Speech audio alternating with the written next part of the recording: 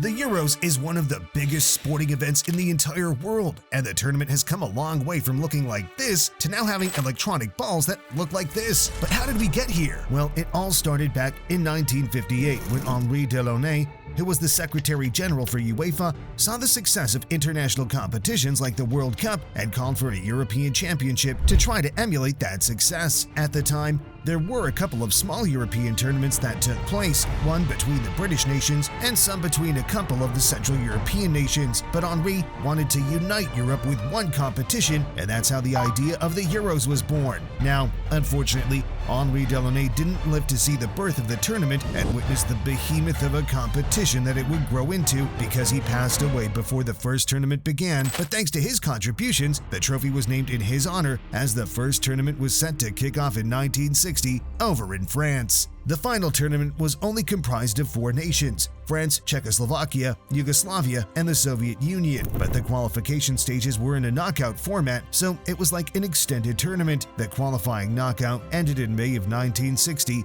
and then on the 6th of July, the first edition of the Euros kicked off. After a single knockout round, the final took place between the Soviet Union and Yugoslavia, where the Soviet Union won 2-1 thanks to an extra-time goal from Viktor Ponedelnik and the goalkeeping heroics of Lev Yashin. Now, since the early tournaments only had 4 teams taking part, there were obviously fewer games and less to talk about.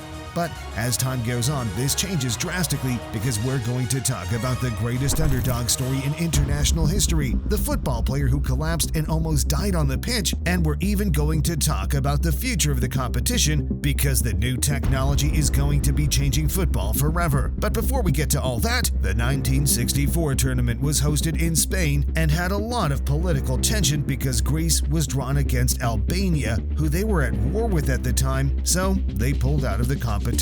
This time round, there were more countries interested in taking part as 29 teams entered the qualification stages, but still only 4 qualified. The final took place between Spain and the Soviet Union, and on home soil, Spain beat them 2-1 thanks to a late header from Marcelino Martinez in front of 80,000 fans at the Bernabeu Stadium, which to this day remains the highest attendance for a final match. This Spanish victory was inspired by the great Luis Suarez, which would be their only international victory for over 40 years until they would eventually come back to completely take over the Euros. But anyway, the 1968 tournament was hosted in Italy, and yet again, the hosts won the cup as Italy beat out Yugoslavia in a replay of the final. The first final finished 1-1, and penalty shootouts weren't a thing back then, so the final was replayed where Italy won 2-0.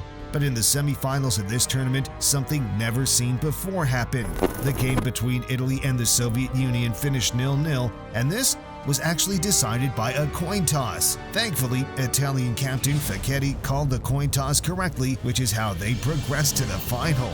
Damn, that's an awful way to lose a game of this magnitude, and thankfully, that's not a rule used nowadays. This tournament was also the lowest scoring tournament ever, with only 1.4 goals scored per match. But in 1972, European football was going to change forever because it was the first time Germany qualified for the Euros, and they were about to start an era of domination, making the final 3 tournaments in a row. This tournament was hosted in Belgium, but they couldn't get the hosting fortunes that we see so often because the final was between West Germany and the Soviet Union, where the Germans put 3 goals past them to comfortably lift the trophy. This German team was comprised of legends such as Gerd Müller and Franz Beckenbauer, who helped make Germany an unstoppable side. But just 4 years later, the unstoppable Germans were in fact stopped because after just 25 minutes in the final against Czechoslovakia, Germany found themselves 2 goals down. They managed to claw the game back to 2-2 with an 89th minute equalizer to send the game to extra time and eventually to a penalty shootout. After 7 penalties without a miss, Germany finally slipped up, meaning that Czechoslovakian Antonín Panenka had all the pressure on him to bring international glory to his country. Panenka! Oh, it's genius! And just like that, he scored one of the most iconic goals in football history. This moment was so iconic that the style of penalty was named after him, now being known as the Panenka penalty. That's one way to leave a legacy, but that's not the only legacy created in this tournament because there are a lot more legacies left to be made, and things are about to get really crazy because as of 1980, the tournament was expanded to 8 teams, meaning more games, more goals, and more drama. But very quickly, before I get to that, please subscribe. I want Top Bins to be the biggest football channel on all of YouTube, and I can't do it without you guys, so thank you. Okay, now 1980 was hosted in Italy, and Germany were back with a vengeance. With the introduction of 4 more teams, it meant that for the first time in the Euros, we saw group stages taking place where the 8 teams were split into 2 groups of 4, and then the winners from each group went on to play in the final. This final was between Belgium and Germany, and for the second time in 3 tournaments, Germany lifted the trophy, winning the game 2-1 with an 88th minute winner from the German number 9, Horst Hrubesch. The top scorer of this tournament was German player Klaus Allofs with 3 goals in 4 matches, but this tally was nothing compared to what the world was going to witness 4 years later, because Michel Platini scored a whopping 9 goals throughout the tournament, which is a record that still stands today. 1984 was a crazy tournament thanks to the brilliance of Michel Platini, but I think there's a certain game in the qualifying stages that needs highlighting first because it has controversy written all over it. You see, Spain had a poor qualifying campaign for this Euros, and with 1 qualifier game left, they weren't looking like they were going to make it to the tournament. Their last game was against Malta, and they needed to win by 11 goals to qualify. This was practically impossible because Malta had never lost by 11 goals in their nation's history. After the first half was played, Spain led 3-1, meaning they would have to score 8 goals and not concede in 45 minutes to qualify, and this still seemed impossible. But when the 2 nations came out from the halftime dressing room, everything changed as Spain scored 8 goals in the second half to qualify. Nobody knows what went on in these dressing rooms at halftime, but many believe that Malta was paid to let in the 8 goals, whilst the Maltese claimed that they were given fruit that had gone bad, making them feel sick, and they also claimed that the Spanish were using performance-enhancing drugs, as one Maltese player says he saw the Spanish players foaming at the mouth. What happened in those second 45 minutes will remain a mystery, but what is for sure is that there was some shady play going on. But anyway, on to the actual tournament. The format changed slightly as the 3rd place playoff match was removed, and now the top 2 of each group went to the semi-finals and then to the final. This final came between France and Spain, where France won the game 2-0 with a goal from Michel Platini to make it his 9th of the tournament. This meant he scored 9 goals in 5 games, and even with the extension of the tournament in the future, nobody has been able to get close to this record. But 4 years later, the tournament was hosted in West Germany, and this time the Netherlands made it to the final and faced off against the Soviet Union. On the road to the finals, Netherlands had to defeat the hosts, West Germany, and this was the first time they had beaten them in over 30 years, so they took this momentum straight into the final as they defeated the Soviet Union 2-0. There was a clear standout performer in this tournament who was the Dutch striker Marco van Basten, and something about these great players is that they show up in the big moments, and that's exactly what Van Basten did by scoring probably the best goal of his entire career in the final. That was just a perfect hit. But he wasn't the only star in this Dutch team, because they really had a golden era on their hands, with players like Frank Rijkaard, Ronald Koeman, and Ruud Gullit all being at the forefront of the Dutch domination. But 4 years later in Euro 92, this Dutch super team would be stopped by the underdogs who managed to win the tournament, and this was the first of 2 great Euros underdog stories, but we'll get to the second one soon. For now, let's talk about Denmark, because they managed to scrape through a group that included England, France, and the hosts, Sweden. Then, thanks to the heroics of the great goalkeeper Peter Schmeichel, they managed to win against the Netherlands on penalties to make their way to the final, where they faced the now unified Germany, who they defeated 2-0. What made this victory so spectacular was that only 6 years before this, Denmark didn't even have a professional football club in the entire country, not to mention the political discussions going on as they refused to join the European Union. But all this put together birthed a beautiful quote saying, "If you can't join them, beat them." But now the year is 1996, and the Euros have just expanded to 16 teams, meaning things are about to get a lot more fun. And to kick this new era off, Euro 96 was hosted in England, which led the English to believe football was coming home, especially with the legendary Paul Gascoigne on the pitch. But a semi-final penalty shootout loss to Germany That football did not come home, and this wasn't the only time English hearts would get shattered in the Euros. But we'll get there soon. The final saw Germany face off against the Czech Republic. The game finished level at 90 minutes, but the rule of this tournament was golden goal, meaning the first team to score in extra time would lift the trophy, and thanks to a 95th minute goal from the German substitute Oliver Bierhoff, Germany became the champions of Europe for the third time in their history.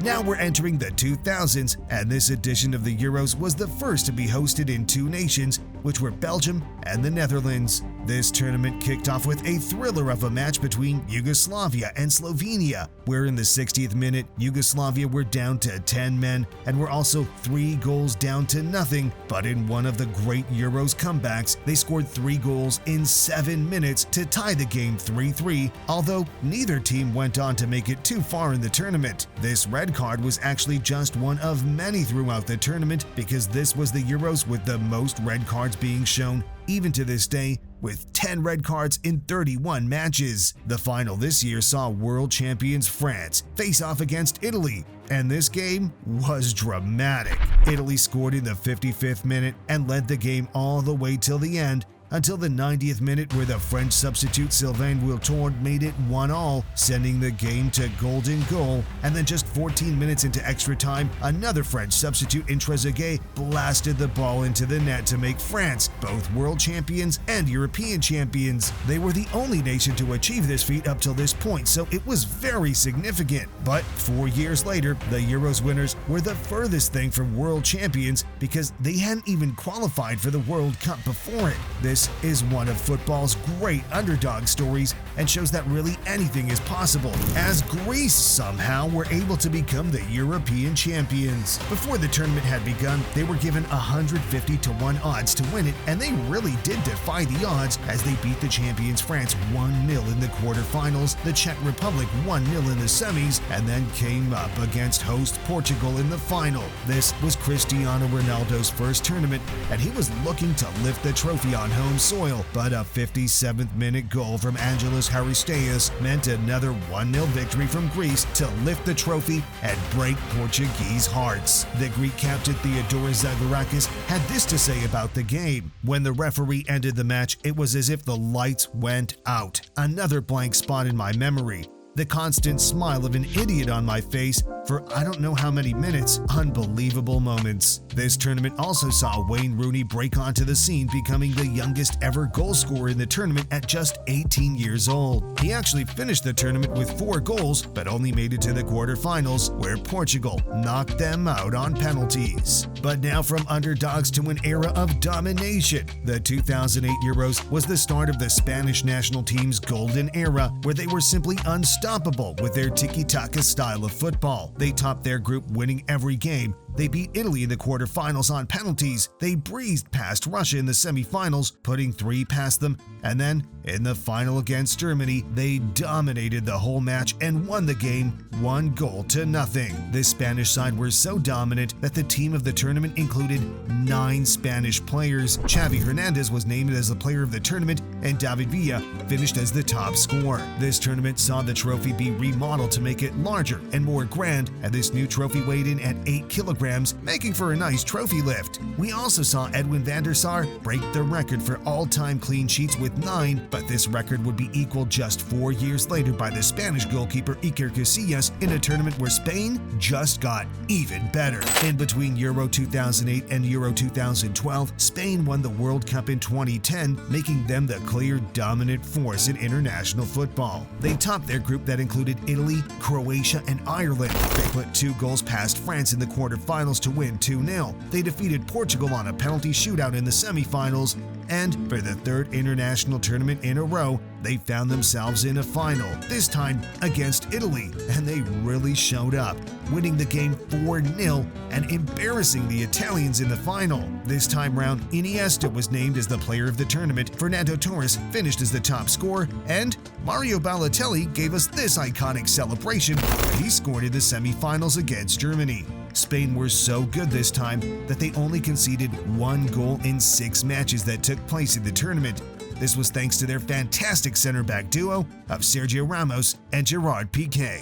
But now the year is 2016, And 12 years after his heartbreak against Greece, Cristiano Ronaldo finally lifted international silverware with Portugal as they won this edition of the Euros. This tournament was hosted in France and was the first to be expanded to 24 teams. This tournament also saw a record live attendance in the stadiums with a total of 2.4 million spectators, but I guess that can be put down to the added games. Goal line technology was introduced this time round, and this tournament allowed us to witness a couple of great underdog runs, with Wales making it all the way to the semifinals and Iceland, a country with a population of under 400,000, knocked out England to reach the quarterfinals, where they were unfortunately knocked out by the finalists France. Due to the expansion to 24 teams, this tournament was strange in structure, where half of the groups allowed a third-place team to qualify, and what was even crazier is that Portugal placed third in their group, which means in any other edition up till now, they wouldn't have made it out of the group,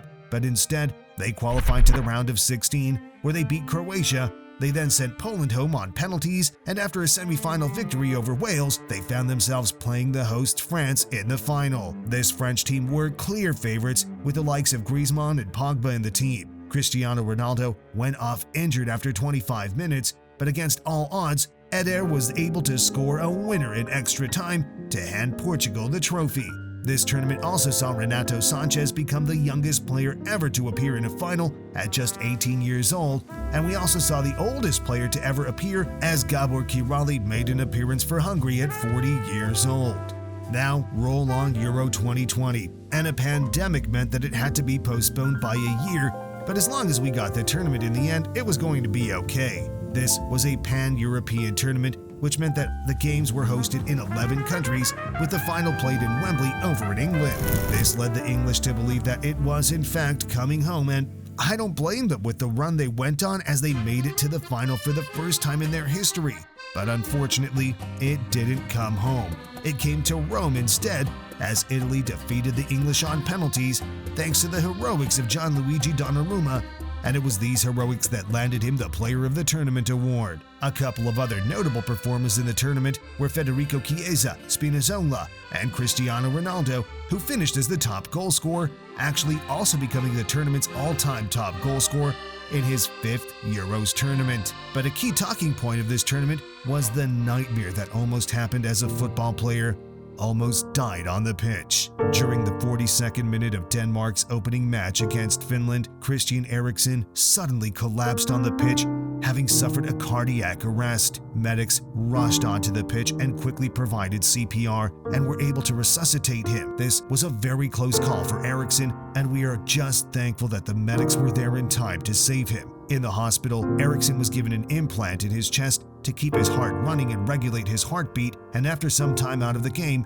he thankfully returned to professional football. But now we're heading into the 2024 Euros, and the ball now has technology inside it that makes it look like this. This is in order to assist referees, but I'm certain we're still going to see a fair share of controversy. Now, who do I think is going to win this time around? Well, it's a toss-up between England, France, and Germany, but on home soil, I'd say Germany takes it. We're also going to see Cristiano Ronaldo break the record for the most tournaments played in, with a total of 6, which is just crazy. And what I really want is for them to bring back the golden goal rule, because those were some wild endings. Now, if you enjoyed this video, believe me, the one on the screen is even better. I'm serious. You should really watch it and subscribe.